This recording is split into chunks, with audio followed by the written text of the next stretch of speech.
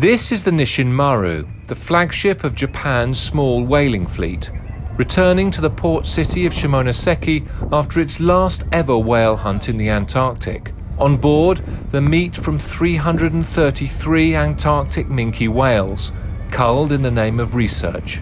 The crew's returning home after 5 long months at sea. While they were away, the government announced it was pulling out of the International Whaling Commission, ending its research whaling and restarting commercial whaling in defiance of a global moratorium. But while the crew members are happy to be back with their families, they aren't celebrating the news. The reason? Commercial whaling will only be allowed in the waters around Japan, seas that are much less rich than the Antarctic, and it's far from clear the whaling industry will be economically sustainable.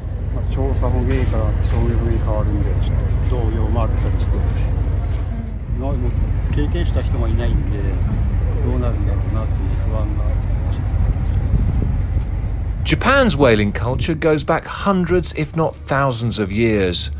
Here, in a small museum near the city of Nagato, the harpoons, knives and tools are on display that traditional fishermen used to catch and kill abundant whales which strayed close to shore. But traditional whaling had its heyday in the 18th century, shouldered aside by modern whaling methods invented in Norway. By the 1970s, those modern whaling methods had driven many whales to the brink of extinction.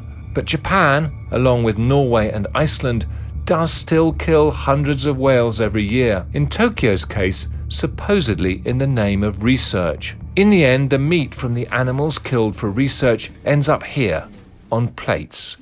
This is the Shimonoseki Whale House, a small restaurant in the city specializing in all kinds of whale meat, prepared in many different ways. Here, customers say meat from the Antarctic was especially prized. But in truth, very few Japanese people still eat whale meat. Nevertheless, Japan hasn't quite given up hope of one day returning to the Southern Ocean.